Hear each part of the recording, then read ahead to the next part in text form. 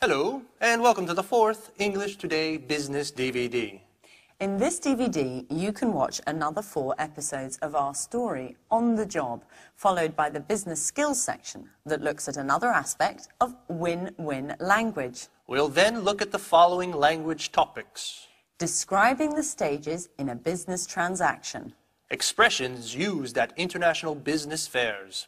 The language and delivery techniques used in presentations. So, have fun and enjoy your viewing.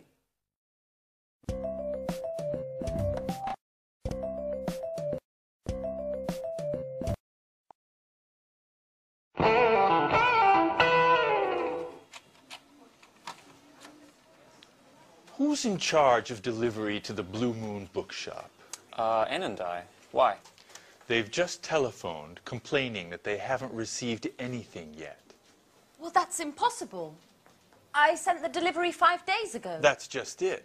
I don't understand what could have happened. The merchandise should have arrived by now. Anne, call the shipping agents to find out what's up.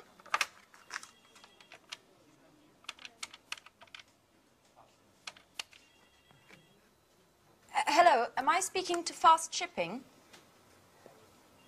This is Anne Baxter from Pilgrim Publishing. I'd like to follow up on the merchandise we sent 5 days ago. Sorry? What? That's impossible. There must be some mistake. You can't have delivered it. Our client has just telephoned saying that they haven't received anything yet. Okay. Okay, I'll take a look at the paperwork and get back to you. Bye-bye. Well, Fast claims that the goods were signed for by the consignee. Rachel, go get the bill of lading. We need to look into what caused this mistake. Gary, are you sure you provided the exact address? Certainly, I still remember it. It's 35 Lafayette Avenue, Orange. That's it, all right. What about the duty? Do you remember paying it? Duty? Excuse me, Mr. Stevens, but we're EU members and aren't required to pay duty. Merchandise is free to move between the member states, and duty is no longer required, nor is documentation. EU?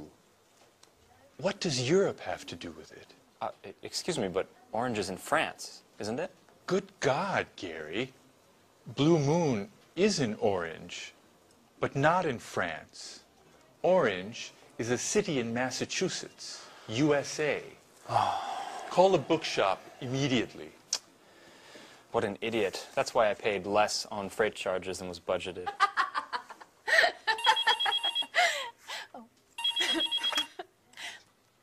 Hello, Pilgrim Publishing. This is Anne Baxter. How may I help you? Hello, this is Victoria Lee. I'm calling in regards to the shipment. I was wondering if you had any news yet. Yes, actually, I was just about to call you. Unfortunately, there's been a misunderstanding, but don't worry. We're taking care of things on our end, and you should receive the goods very soon. Could you tell me exactly what's happened? My boss is extremely upset. The shipping documents were in order. According to the bill of lading, the supplies should have already arrived. Can you explain why the merchandise is blocked in the custom warehouse? Customs? Oh...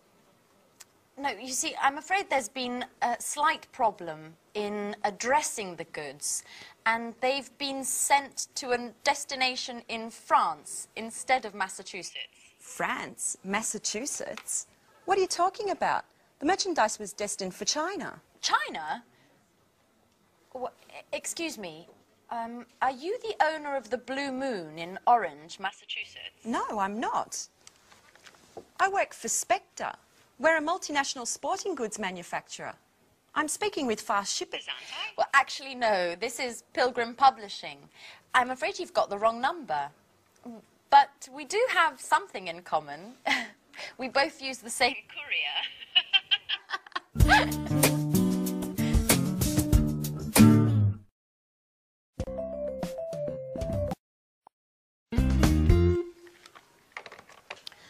Life is funny. I dial a wrong number, and who do I call? A publishing house. Maybe it's fate. Nice young woman as well. What was her name? Anne Baxter, that's right. We use the same couriers and are both having problems with deliveries. What a strange coincidence. Mrs. Lee, have you spoken with fast shippers yet? Not yet. The number's always busy. We have to figure out what's happened. This delivery delay is costing us a lot of money. The courier assured us that the merchandise didn't have to pass through customs, that it would have left their warehouse with the customs bill already compiled, without any additional customs requirements. That's right. Considering the shipping costs, they're so high because they include all international delivery costs, such as transit, loading and unloading, assembly, and warehouse storage costs. Just a moment. I've got it. Did you remember to attach the certificate of origin, Mrs. Lee? The certificate of origin? I don't really know what that is. It's never been required for our shipments. The certificate of origin is that document which states the merchandise's country of origin for customs purposes. It's absolutely necessary for companies doing business in countries which don't belong to the EU, provided upon customs officials' request. And China is one of those countries. I'm sorry, Mrs. Collins. I didn't know. I swear it. Up until now, I've never taken care of shipments. This is going to be one very expensive mistake. Oh, by the way, I'll be taking our losses caused by this delay out of your salary.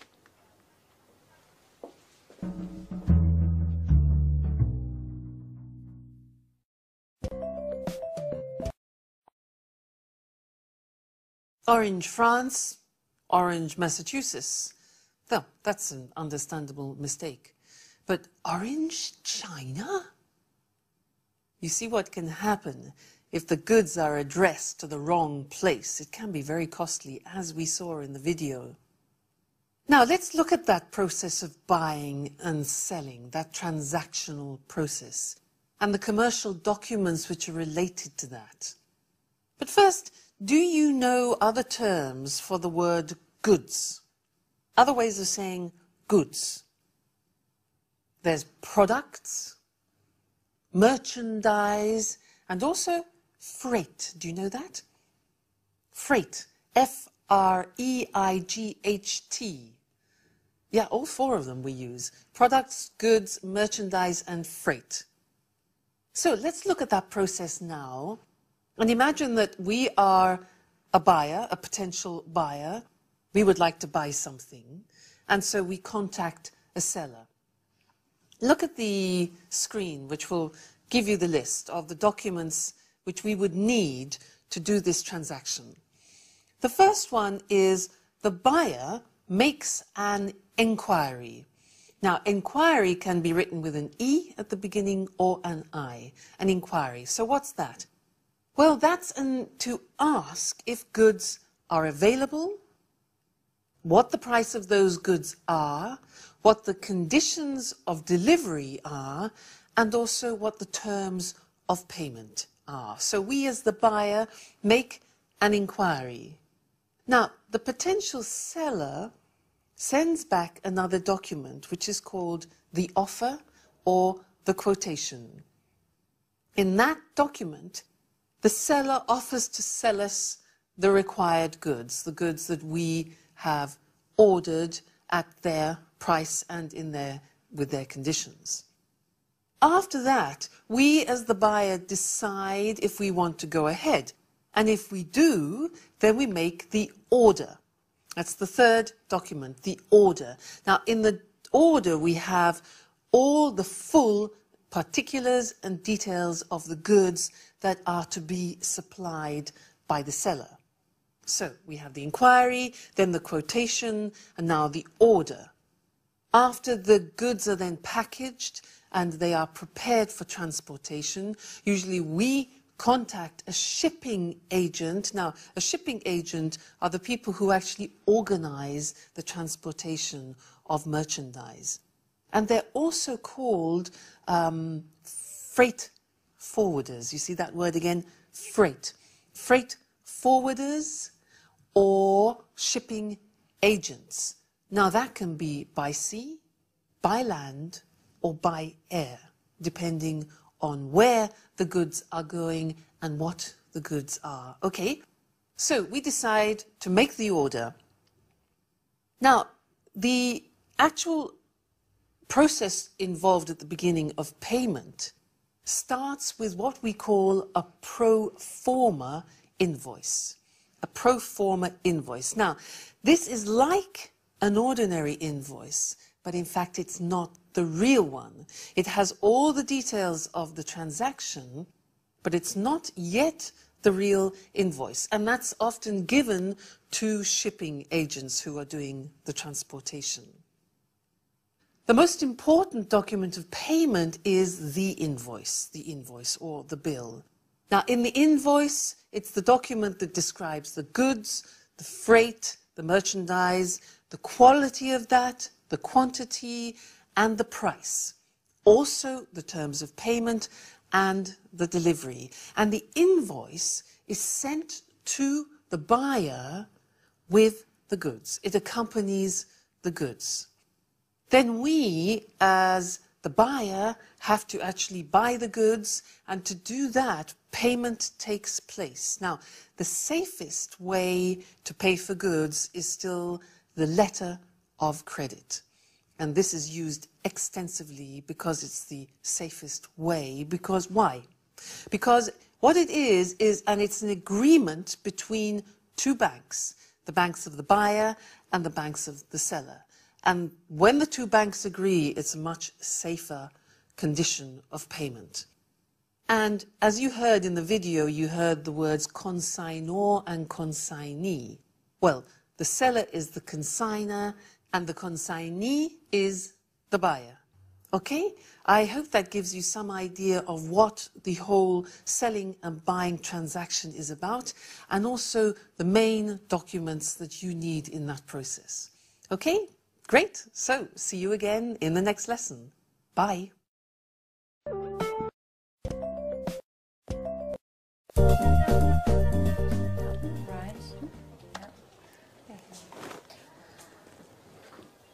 Welcome back, Gary. How was the International Book Fair in Frankfurt? Great. I cultivated a number of interesting contacts that could lead to great opportunities. I also participated in a very important conference on the current state of affairs in the international book market. Oh, do tell, Gary. Yes, okay, but just a brief summary because I've really got to get going. Mr. Stevens wants a report on the trade fair ASAP, and I've been away for 3 days, so I've got a ton of work to catch up on. In any case, a number of the top company representatives from the largest international publishing houses participated. The most interesting presentation was surely that of John Schumann, one of the top experts in the publishing sector. And what did he have to say? Excuse me, just a moment. It's one of my contacts from Frankfurt. As I was saying, John Schumann, using the most current data as his starting point, he determined that the publishing market is growing slowly and that the number of readers is stagnant. It's the readers who already buy books and who want to increase the size of their libraries who are responsible for sales. To cut a long story short, the current crisis has been around for a while. Unfortunately, yes. Just the other day, a friend of mine from Amsterdam in the publishing trade was telling me that his company has had to let 15 people go since the beginning of the year. You're kidding. Does that mean that we could become redundant? No, Rachel, I just finished telling you that the trade fair was a huge success. We've just got to look at these things over the long term. It's the latest technologies that will offer the most success in this market. What do you mean? I'm talking about digital editing. We are on the cusp of a revolution in publishing. In other words, the transition from printed publishing to digital publishing. I'm afraid I don't agree with you, Gary. Internet, email, CD-ROM, DVDs, and all electronic gadgets put together will never substitute the joy of reading a book. I know, Rachel, you are a Luddite, but this is the future. The owner of a multimedia publishing house from Stockholm told me that they were able to greatly lower production, distribution, and warehousing costs, all due to digital publishing. Not only that, but just think of the level of interaction we can achieve with readers via internet. And besides that, just a moment, excuse me. I bet it's one of your important contacts from Frankfurt. Yes, as a matter of fact, it is. Judging from your expression, I'd say that these contacts are mostly female.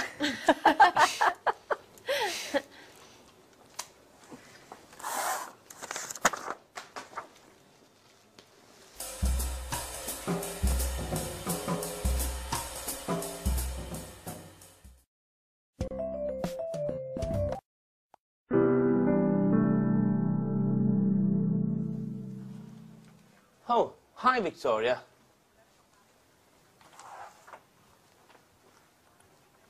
Why weren't you at the meeting this morning? Which meeting? The meeting that Mrs. Collins called with all the department heads to come to grips with the situation. And I quote, to discuss the means with which we can improve both production and company efficiencies. No one told me anything. I bet she did that on purpose, my darling boss. She wanted to get back at me for a mistake I made on a shipment. She always keeps me out of the loop on all the important developments and makes me do the work of a secretary. I hate her. Come on, Victoria, chin up. Things will get better. I'm not sure about that, Paul. Anyway, tell me, what did you discuss at the meeting? Well, you can imagine the tone that Mrs. Collins used. She prefers cold and distant. She urged us all to work even harder to overcome this difficult moment for the company. According to her, we should be working 24/7, 365. Listen to this. She told the warehouse manager to calculate the efficiency of workers more precisely as they go about their tasks, and if necessary, to lengthen their hours. Then she invited Mr. Rover, the personnel director, to evaluate the necessity of any new hiring. She told him that from now on, each and every short-term or long-term plan must first be evaluated and approved by her. I always said she was a dictator. Yeah. And she claims that we should be delighted at her flexibility, and that many corporate heads she knows would just resort with a huge personnel cuts to improve the situation. Oh, what an understanding woman. You bet. Then she added that companies need to meet deadlines and to work within strict budgets in order to keep clients satisfied and remain competitive in the market. Finally, referring to you, she reminded us all that delays and errors in projects are absolutely unacceptable. What are you doing, Victoria? Are you taking notes? No, I'm writing my letter of resignation.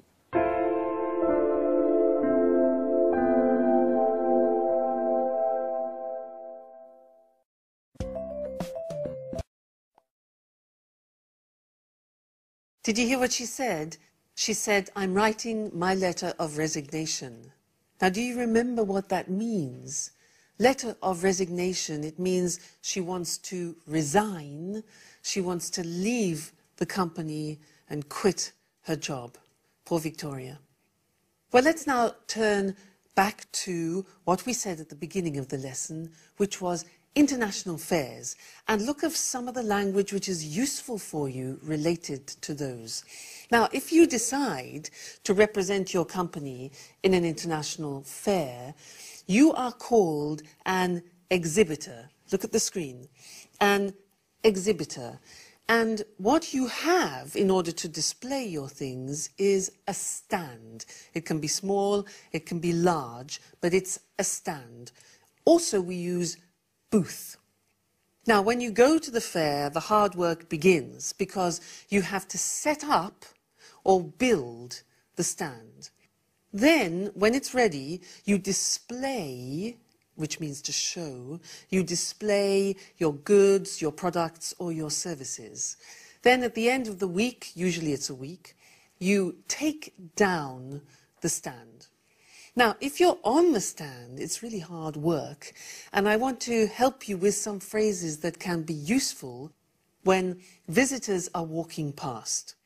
Now, as they walk past, you often want to invite them onto the stand. Sometimes they will talk to you directly, but other times they just want to come on and look around. So you could say, do come in and have a look around. Have a look around.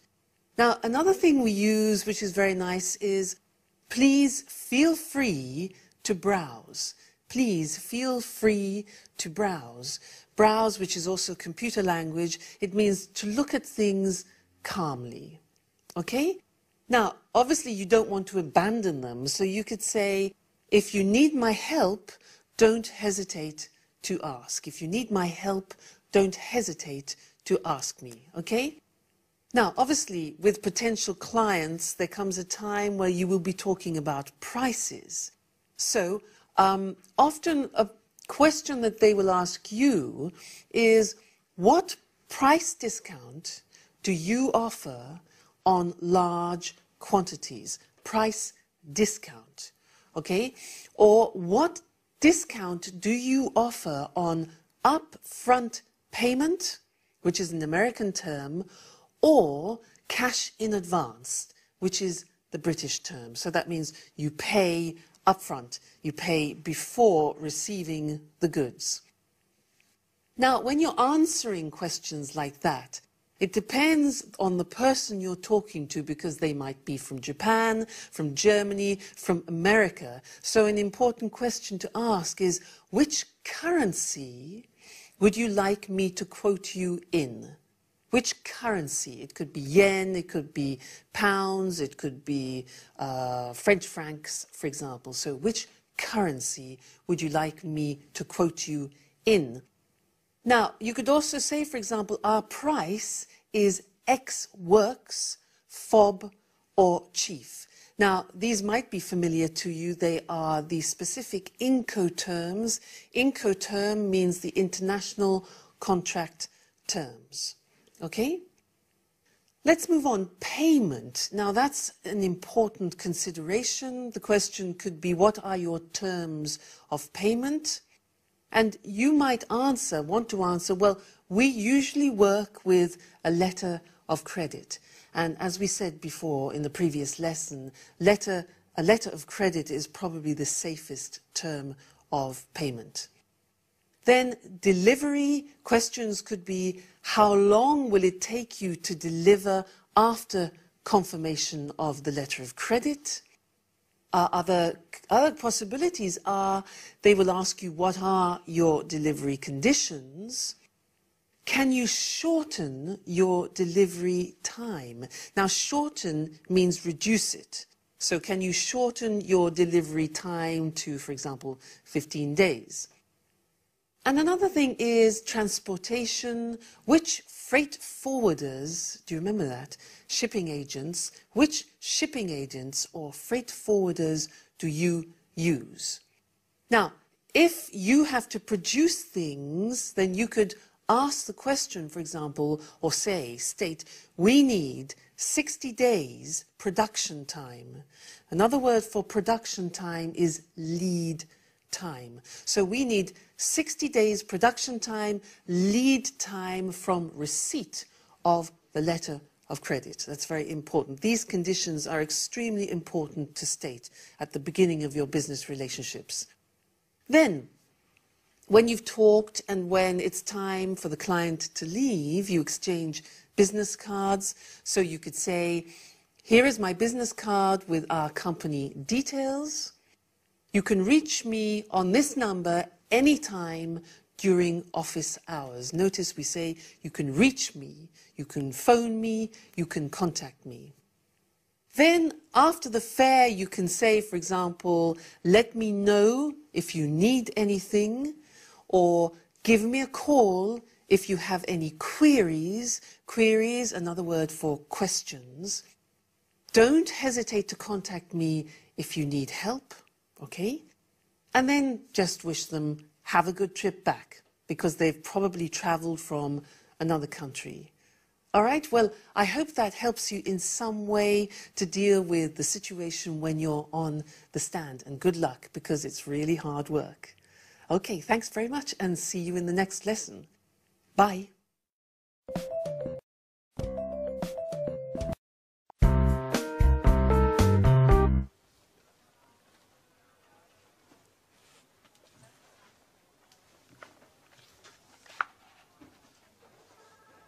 Paul, Don't tell me this is true. Are you really going to leave? yes, Paul. I just can't stay here. Since Mrs. Collins has arrived, the work climate has become unbearable. She never misses an opportunity to humiliate me and to assign me the most demeaning tasks. What are you going to do now? Well, I've got in touch with a number of companies. This afternoon, for example, I have an interview with a publishing house. Publishing house? You're not going to become an author, are you? Precisely. You know it's always been a dream of mine. I don't think the interview is going to focus on my literary talents. But, Paul, you look awful. What's the matter? I'm a bit concerned about things. We're having a meeting with the major shareholders of Spector to take a look at the balance sheets. And is that a problem? Well, as you know, the year-end balance sheets provide an overview of the economical, fiscal and fiduciary effectiveness of our management. And I certainly hope that scrutinizing the books won't uncover inconvenient discrepancies that could lead to a change of a company leadership. What exactly are you referring to? As you know, things haven't been rosy lately, even if there has been a slight improvement in share prices during the last quarter. However, at the same time, the outstanding debts to our suppliers have also increased. In other words, our revenues don't cover our expenses. The situation is serious then. That's right. I'm afraid we'll need to resort to additional outside financing. I've been calculating the various balance sheets entries to understand what's causing our debts and try to develop a plan of attack to get our weak points under control. The results are anything but encouraging. As you well know, the solidity and integrity of our financial core assets are indispensable to keeping our production capabilities intact and revenues flowing. I certainly wouldn't want to be in your shoes at the meeting. No kidding. I'm predicting lightning and thunder. I wish I didn't have to participate. Perhaps I could come down with a sudden case of flu or something. How about kidney inflammation accompanied by high fever caused by a highly contagious virus mysteriously present in the company? You'll laugh, but now that you won't be here, I'll have to double the work. By the way, they don't happen to need someone else at the publishing house you were speaking about. So you're a secret author as well? No, but I can do a lot of things.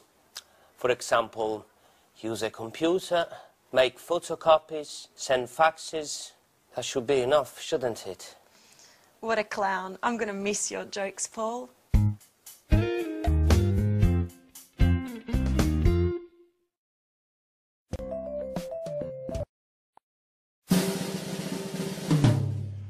Yes, I see. I understand. But it has to be done by Friday. Is that possible? Good, good. It's very important. We'll be in touch. Thank you. Goodbye.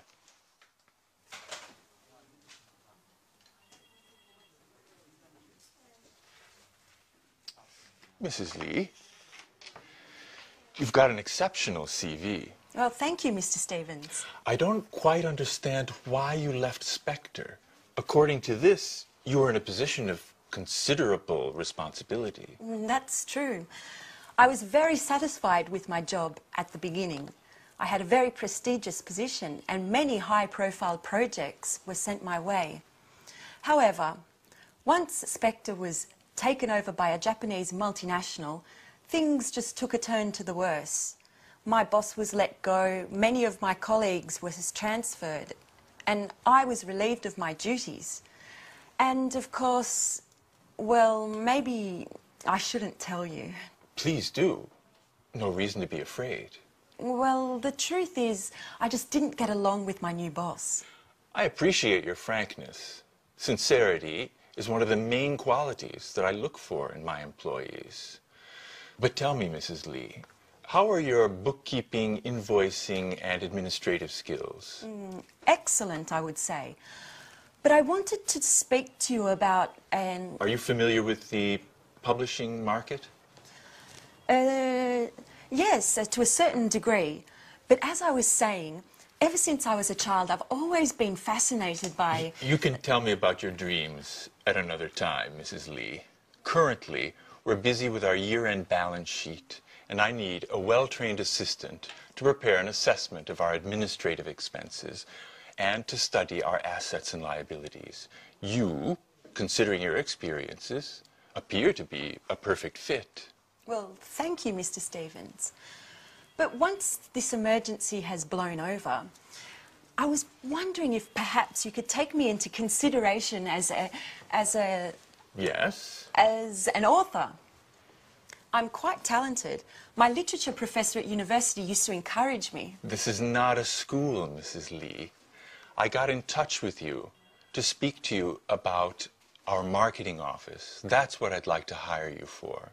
Please don't be offended, but keep your dreams to yourself for the moment. As far as books are concerned, we can get started on the bookkeeping immediately. Certainly. But later? We'll see. We'll see.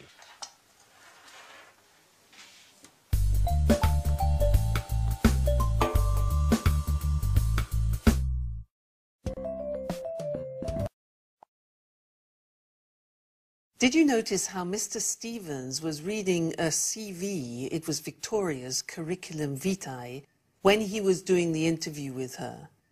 Well, often, in reality, people doing interviews don't have time to read the whole CV. And so, if you're in the interview, you have to look at the information very quickly and just get the general understanding of it. So what he was doing, he was skimming for important information.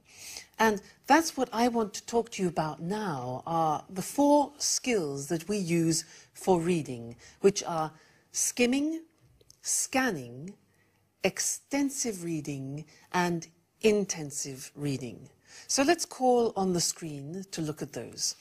Now, the first thing that I talked about was skimming, which is what I said Mr. Stevens was doing. And that means that you read quickly in order to get the most important information or to get the gist. The gist is the general understanding, the most important information, to get the gist. And this is what you will do in your job, for example, if you have to read a newspaper quickly, magazines, business and travel brochures, for example. So you read them quickly to pick out the important information. That's skimming. The second one is scanning. Now, we use scanning in order to extract particular information, a particular piece of information. So, for example, if you want to see a particular television program, you scan it. If you want to think about travel, if you want to see what train or what plane leaves a train or a plane schedule, you scan it and pick out the particular information important for you.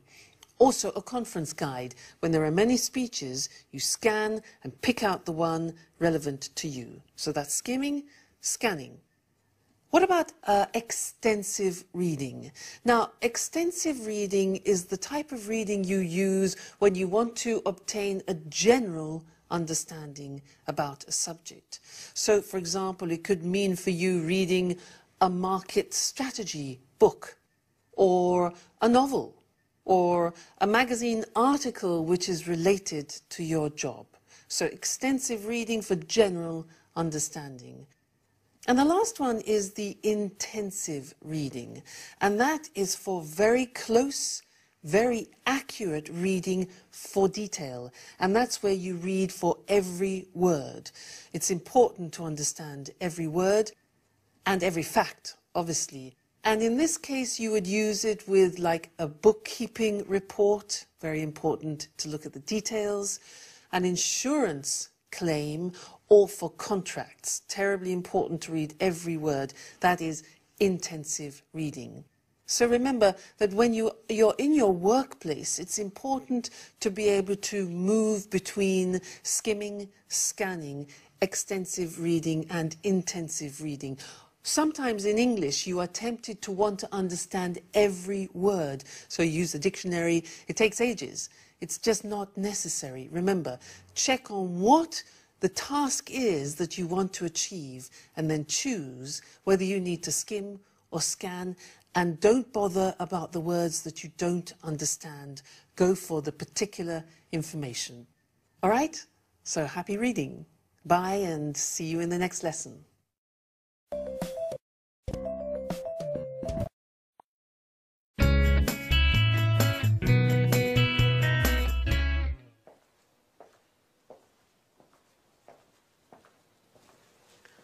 Excuse me, my name's Victoria Lee. Today's my first day at work and I'd like to know... Great. Great way to start. Where is everybody? Mr. Stevens told me I was going to meet my new colleagues and they were going to explain everything. Wonder if I've come to the wrong department. Ah, you must be the new arrival. Pleasure to meet you. I'm Rachel. The pleasure's all mine. My name's Victoria Lee. Mr. Stevens asked me to show you the office and explain everything. So, over there is the fax and the photocopier. This is your desk and computer. What else? Oh, yes, you'll find a coffee machine down the hall. But please, remember... Few breaks, and please keep them short. This gentleman is Gary Reynolds, head of marketing. How do you do? I'm Victoria. Mr. Stevens tells me that we're going to be working closely together. I must say, it's quite a pleasure to spend so much time with such a lovely young lady. Happily married woman. Married with a son, as a matter of fact. Well done, Victoria. Let him know who's who. Gary's the kind of guy who can't control himself with attractive women. Thank you for the compliment, Rachel. Let's get down to work. Here's an analysis of last year's investments. As you can see, we've consistently improved our bottom line in all sectors. Even if, as far as I'm concerned, we need to move more aggressively into the market. What exactly do you mean? Well, improve our e-commerce play, for example. Let's imagine for a moment that Pilgrim were to develop an advanced online catalog that would allow users to purchase directly online. Don't you think that this way we could dramatically cut our distribution costs? Certainly. But what does Mr. Stevens think?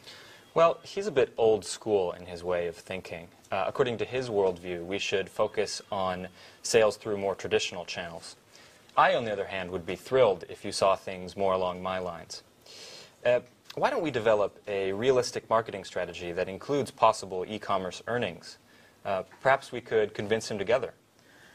I'm afraid I can't at the moment, Gary. I've got to focus on the bookkeeping to begin with. Listen, why don't we have a little dinner together tonight and then continue working at my house? I'm married, remember, Gary?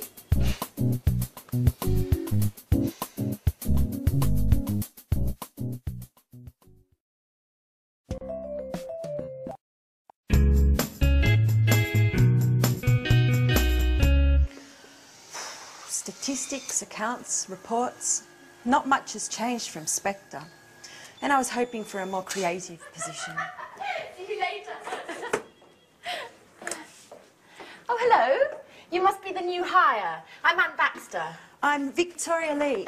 I recognise your name. Have we met before? I don't think so. Or perhaps we met at the Red Lion pub. I often go there with my friends. No, it doesn't sound familiar. Actually, I have a son, so I don't get out much.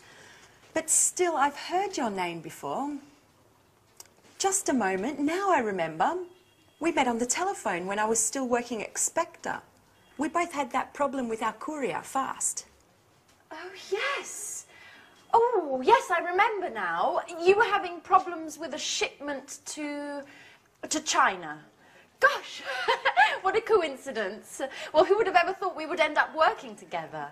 So, how are things going? Well, it's still too early to say. Today's my first day at work. Oh, well, I presume you've already met Gary. Yes, earlier. We're working on a project together. And I bet he's already invited you out to dinner. Yes, as a matter of fact. And he's probably told you that he loves working with charming young girls such as yourself. Yes, and how do you know? He always uses the same line. He did the same with me. How original. Well, I'm pleased that you've joined us here, and, well, I hope we'll become great friends. Yes, well, I'm sure we will. You're very nice. And who knows, maybe that telephone call was destiny.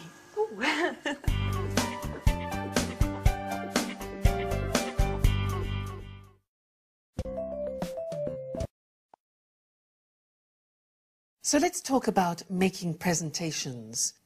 I think it's very important when you decide to make a presentation to give it a good structure, because that will help you when you're actually giving it. So let's look at some of the language which will help you give the presentation structure, okay? And let's call on the screen to help us with that. First, it's important to draw everybody's attention to make sure people are quiet. So you could say, for example, shall we start? Shall we begin? Or let's get started. All right, now those are ways to draw the attention of the audience. Then you need to greet them. So you could say, for example, good morning, everyone, which is quite informal. Good morning, everyone. More formal would be, good morning, ladies and gentlemen. That's more formal. So you greet them. Then you introduce yourself. So it would be like this. An example would be, let's get started. Good morning, everyone. Let me introduce myself. My name is Louise Evans, and I'm in charge of marketing. Okay, so you give your name and also your position of responsibility in the company. So you can say, I'm in charge of, or I'm responsible for marketing. Then you need to introduce the topic of your presentation. So you could say, the aim or the purpose, watch the pronunciation, the aim or the purpose or the objective of my presentation today is to talk about the marketing strategy. So 3 words, aim, objective, or purpose. Good. You could also say, for example, I'd like to give you a brief overview or an outline. Now that's quite similar to summary. It means a general picture. So I'd like to give you an overview or an outline of our marketing strategy. Then you need to usually divide the presentation up into 3 or 4 or 5 points. So we could say, I'll divide my presentation up into 4. Notice we say, I'll divide my presentation up into. It's quite complicated, that. I'll divide my presentation up into 4 points. Now, another word for points is items, or we could say headings, areas, sections, or subjects. Please don't say arguments, because an argument means a heated conversation between 2 people. So, I'll divide my presentation up into 4 main points, items, headings, areas, sections, or subjects. Then you need to look at the verbs that you can use, because you can say then, firstly, I'd like to discuss the marketing strategy. I'd like to introduce the marketing strategy. I'd like to look at is the same as analyze or consider. I'd like to explain, that means talk about the details so that people understand. I'd like to examine, I'd like to show, and I'd like to illustrate. These are the main verbs that you would use when describing what you're going to do. So firstly, you can say firstly, secondly, and finally, or last of all. So you see, you divide it up into sections. Firstly, secondly, finally, last of all. Now, it's often a good idea to talk about the duration, the length of your presentation, because often business presentations can be too long and boring. And if you say, for example, my presentation shouldn't take longer than 30 minutes, people are psychologically prepared and feel happier that they're not going to have to sit through a whole load of slides on a long, long explanation. Give them a time reference. Then, you need to decide when you're giving your presentation if you want people to interrupt you during it or if they should ask questions at the end of your presentation. Now, if you want to invite participation during the presentation, you could say, for example, please feel free to interrupt if anything's not clear. Okay? Please feel free to interrupt if anything's not clear, if you want to ask questions. Now, sometimes in a shorter presentation, you would prefer to take questions at the end of the presentation. So you could say something like this. If you have any questions, could I ask you to keep them until the end of the presentation? Let's look at that again. It's not easy. If you have any questions, could I ask you to keep them until the end of the presentation, when I'll be very happy to answer them? All right? So there you keep control of how much interruption you have in your presentation. So we've said, firstly, I'd like to discuss or I'd like to talk about the marketing strategy. Now, when you want to move on to the second point, you can say in English, good, now let's move on to my next point. Move on to my next point. Another possibility is, good, that brings me to my next point. So that's moving the presentation forward. If somebody interrupts you and you don't want to handle the interruption at that moment, you can say, yes, that's a very good question, but can I come back to that later? So recognize the question and say, that's a good question, to show that you're going to deal with it, but then say, can I come back to that later? And of course, if you say that, make sure you remember that question, make a mental note, and always answer it. Then, to conclude the presentation, you can say, I'd like to finish by saying that, or I'd like to conclude by saying that. Or you can say, in conclusion, I think we should, in conclusion. And the very last things to say are usually, thank you very much for coming. Thank you for it. Your attention is not necessary because you're doing the work. They're there to listen to you. So it's just better, I think, to say, that's it, which means it's finished. And thank you very much. Thank you very much for coming, or thank you very much. All right? So I hope that helps you with your future presentations. Remember, structure is very important and it will help you remember things more clearly. So good luck with any presentation that you do in the future, and good luck in general with your business English. Bye.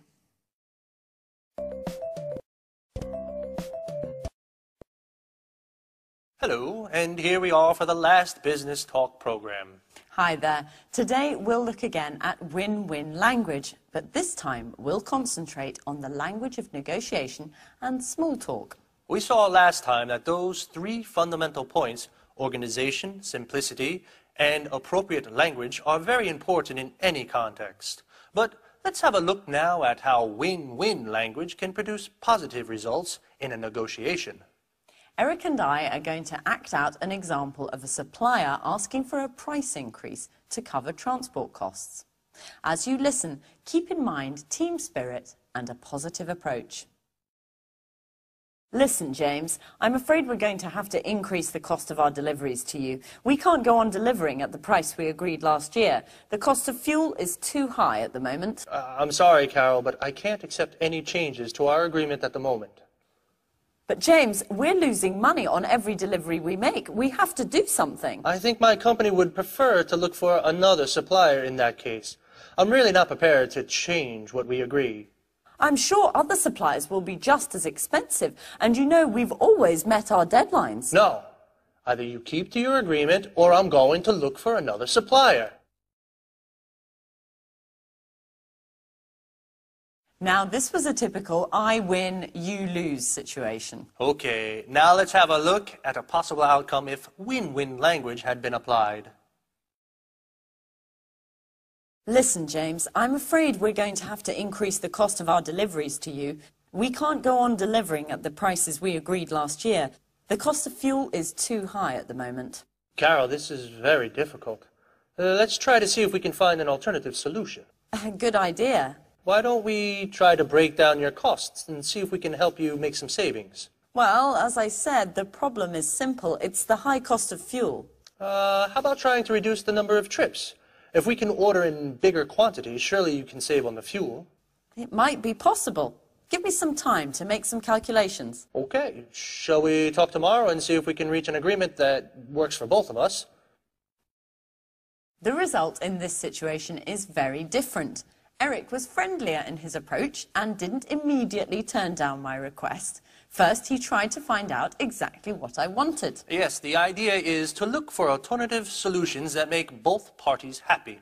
Let's have a look now at how the same language I used in the negotiation can also work in a more informal situation like a business lunch.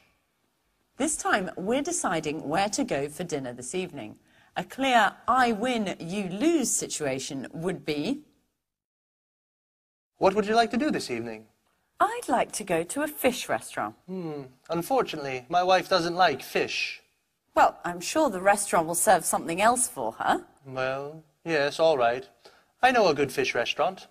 Could you pick me up at the hotel? Yeah, sure. This time I'll apply some win-win language. Let's see what happens. What would you like to do this evening? How about going to a fish restaurant? Does your wife like fish? Unfortunately, she doesn't. No problem. Why don't we try to find a restaurant that your wife likes that can offer me some good fish as well? Great idea. I think you'll like her favorite restaurant. They do fish, too. Fine. Let's meet at the restaurant. I can take a taxi from the hotel. Oh, of course not. We'll pick you up at the hotel. Okay, well, we haven't got time for anything else today, so goodbye. Bye-bye.